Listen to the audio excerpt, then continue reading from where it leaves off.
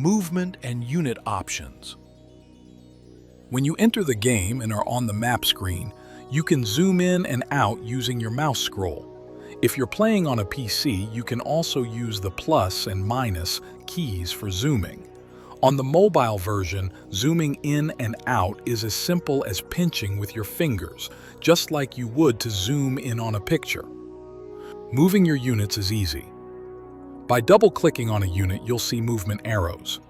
Clicking on an arrow will move the unit in that direction. Alternatively, you can single-click or tap once on the unit to open its options.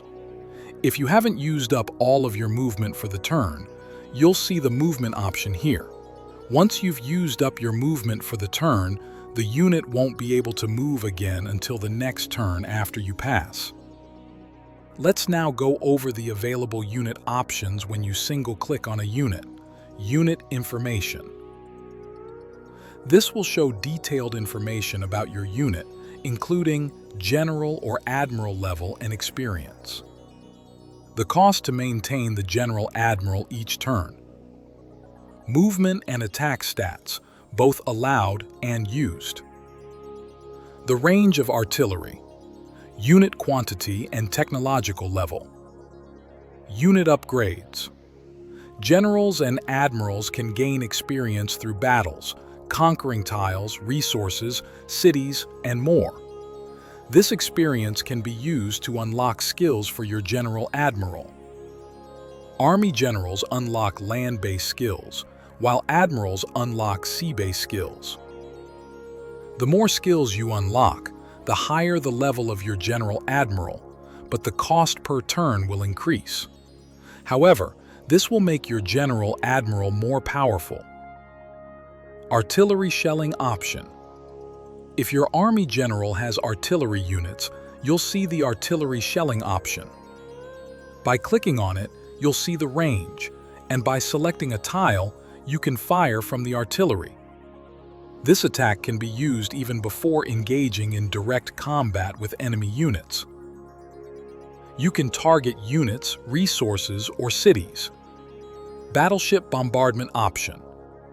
If your admiral has battleships, the battleship bombardment option will appear.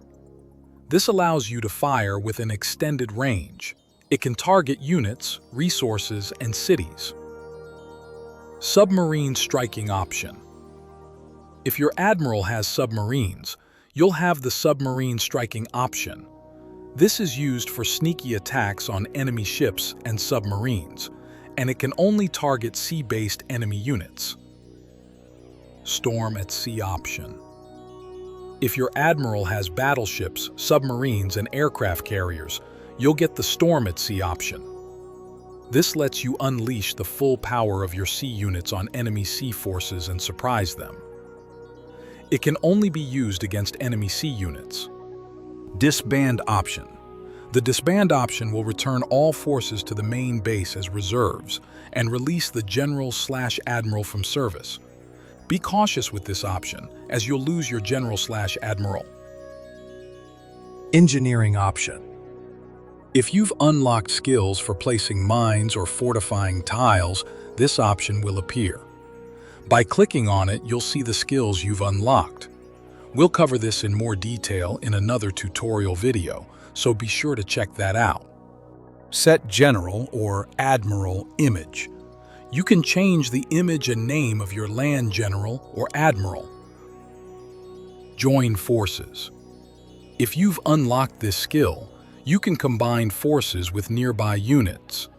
Army generals can only join forces with other army generals, and admirals can only join forces with other admirals. To use this, select the Join Forces option, and then click on a friendly unit of the same type to merge forces.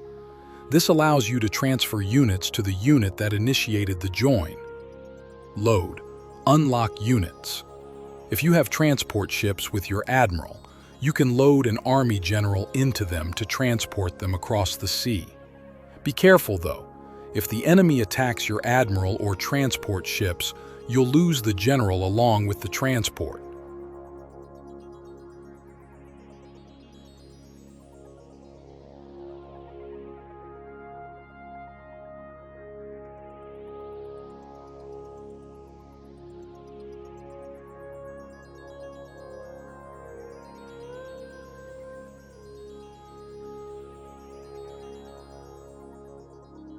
Clicking on Enemy Unit, Resource, City.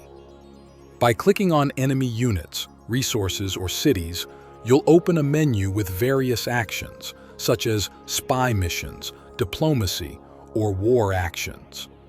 Different options will appear depending on whether you're interacting with units, cities, or resources. Ensure you have enough money, forces, and allowed actions before proceeding.